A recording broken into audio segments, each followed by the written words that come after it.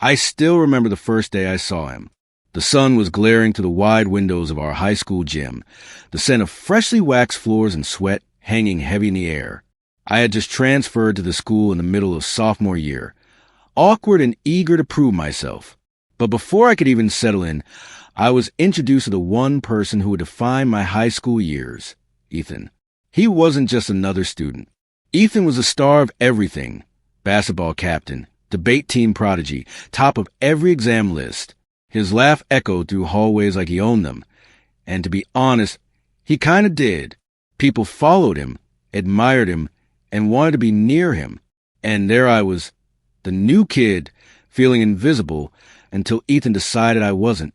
It started on the basketball court.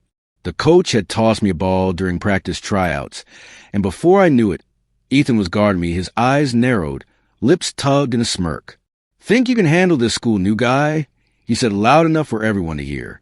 I wasn't one to back down. "Guess we'll find out when I beat you."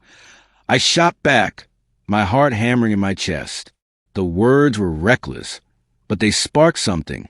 From then on, Ethan and I were rivals. If he scored 20 points, I made sure I scored 21. If he aced an exam, I pulled all-nighters just to get 1% higher. He would glare, then smirk, and the competition fueled us both. Our classmates whispered about it constantly, how two guys could despise each other so much and yet seem inseparable in every challenge. But there was something deeper I couldn't admit back then. Every time Ethan shoved me on the court, every time his arm brushed mine when he snatched the last marker during debates, every time he leaned close to his, "You'll never beat me," I felt a strange electricity. It wasn't just rivalry. It was attraction I couldn't voice, not in a world where neither of us dared to cross that line. The strange thing was, Ethan never seemed to want me gone. Our rivalry made him sharper, stronger, more alive. I caught him looking at me sometimes when he thought I wouldn't notice. Quick glances, unreadable expressions, but I dismissed them. To me, Ethan was the obstacle I needed to conquer. Years passed like that.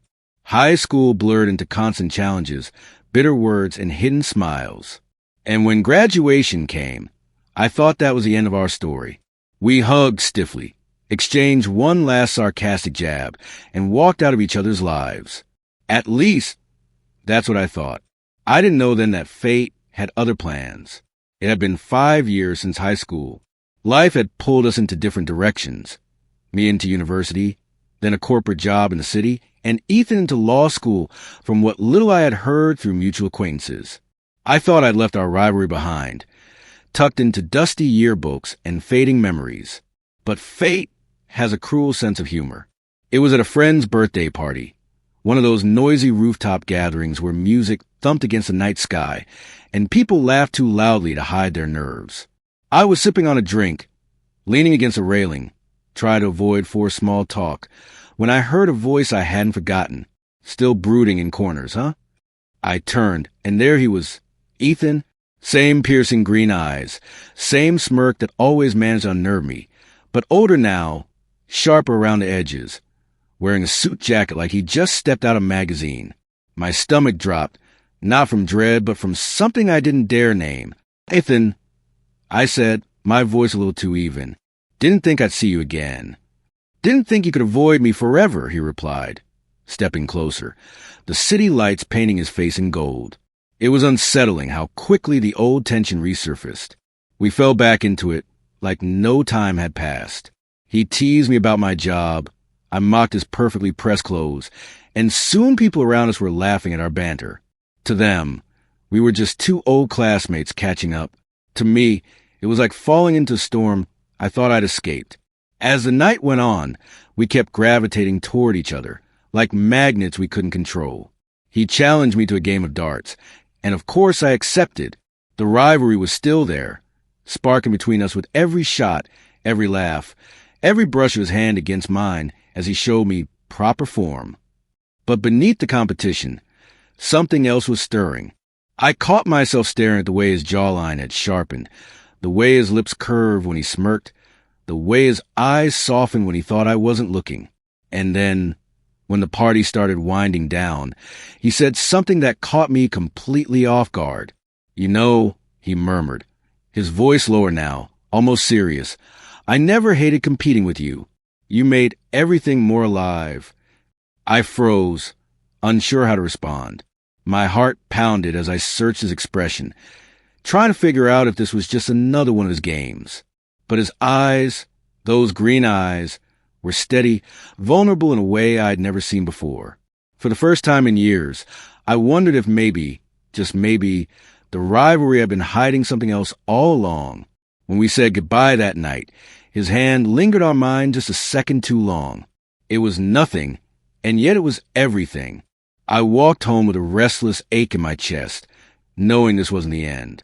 Ethan was back in my life, and whether I liked it or not, the story between us was far from over. After that night on the rooftop, I couldn't get Ethan out of my head. The rivalry had always been sharp, cutting a way for us to prove ourselves. But now, it felt different, like there was something layered beneath it, something I had been too blind or too stubborn to see back then. We started running into each other more often. At first, it was coincidence, mutual friends, gatherings, places where our circles overlapped. But then it became deliberate. He'd text me about grabbing a drink after work, or I'd suggest catching up over coffee. And every time we met, the old energy returned, sparking like flint and steel. One evening, after a long day, I found myself across from him in a quiet little bar tucked away on a side street. The lighting was dim, the music soft, and the air heavy with unspoken things.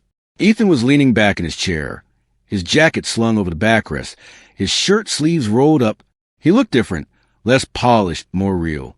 "You know," I said, swirling the glass in my hand, "you're still infuriating." He chuckled, tilting his head. "And you still love pretending you don't enjoy it." My heart skipped, though I masked it with a smirk. "Enjoy what?" "The game," he said, his voice dropping a little. "Us."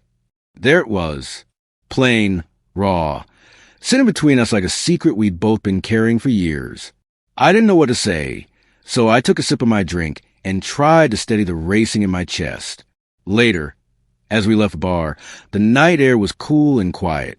We walked side by side, our steps falling in sync, our shoulders brushing now and then.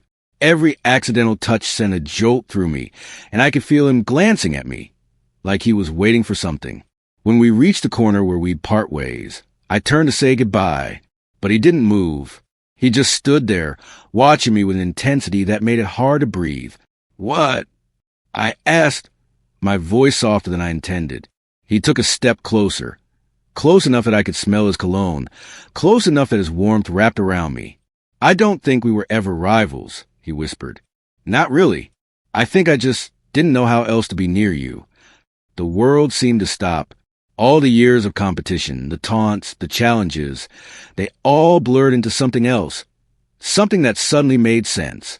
My chest tightened, my throat dry, and before I could think, I said, "Then stop pretending." That was all it took. He leaned in, and for the first time, his lips met mine. It wasn't rushed or messy. It was gentle, almost hesitant, like he'd been waiting forever and was afraid to ruin it.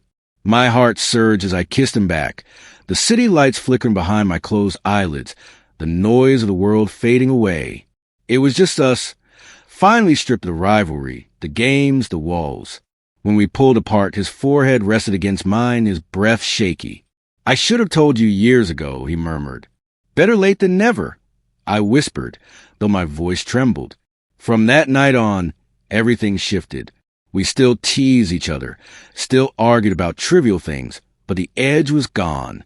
It wasn't rivalry anymore. It was connection, a pull neither of us could fight.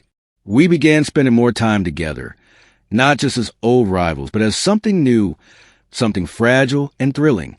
I'd find myself laughing at jokes that weren't even that funny, just because he was the one telling them. He'd look at me with that mischievous smile, but his eyes would soften in a way they never had before. And slowly, I realized I didn't just want him near me because of the thrill of competition. I wanted him near me because he was Ethan, because he had always been more than a rival. The line had been crossed, and neither of us wanted to go back. From that night onward, Ethan became my gravity. No matter where I went or what I was doing, he was there, woven into my thoughts, my laughter, my quiet moments. The rivalry that once consumed us had dissolved into something deeper, something that felt like it had been there all along, just hidden under layers of pride and teenage bravado. We fell into a rhythm that was both new and familiar. We'd still argue over silly things, who made the better coffee, which movie to watch, but those arguments always ended with laughter, or more often, with him pulling me close until the fight melted into something sweeter. I remember one Saturday morning, sunlight pouring through my apartment window, Ethan in my kitchen, wearing one of my t-shirts that hung a little too loose on him. He was humming to himself, trying and failing to flip pancakes. I leaned against the counter, watching him with a smile I couldn't hide. "What?" he asked, catching me staring. "Nothing," I said, shaking my head. "Liar," he teased, walking over with a spatula in hand and smudging a bit of batter on my cheek. I laughed, swatting at him, but then he leaned in, kissed the spot he'd marked, and whispered, "I like this. Us. Waking up and knowing you'll be there." My chest tightened with a warmth that words couldn't capture. I touched his face, tracing the line of his jaw, and realized that somewhere between rivalry and love, Ethan had become my home. We started sharing more than just mornings. Dinners turned into nights out. Walks turned into late-night confessions under the stars. And slowly, we opened the parts of ourselves we'd kept hidden even from our closest friends. One evening, we went back to our old high school for a reunion. Walking those hallways again felt surreal, like stepping into a time capsule. People still remembered us as rivals, our arguments in class, our competitions in sports.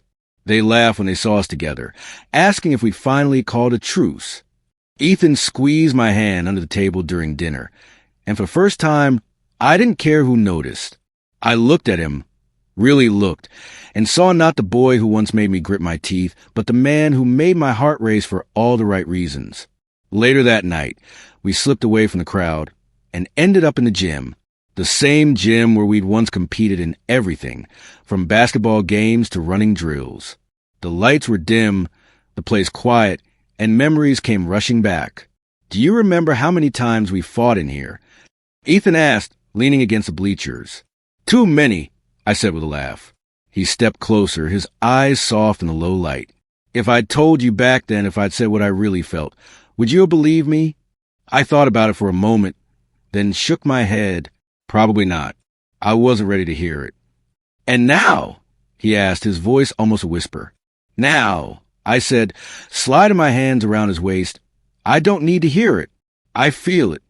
He kissed me then, slow and certain, and in that quiet gym where our rivalry had once burned brightest, we sealed the truth of what we'd become. Not rivals, not enemies, lovers, always meant to be. From then on, our story stopped being about competition and became about building something together. We moved in with each other, filling the apartment with laughter, late-night talks, and the comfort of knowing we no longer had to hide who we were. The people who once teased us for being rivals now tease us for being inseparable. And maybe they were right. We were inseparable. The bond we'd forged through years of clashing had turned into something unbreakable. One night, lying in bed with him beside me, his arm draped over my chest, I realized I didn't miss the rivalry at all, because I'd won the only thing that mattered. Him. And as I closed my eyes, listening to his steady breathing, I knew that we weren't rivals anymore. We were a story, ours imperfect but beautiful, and only just beginning.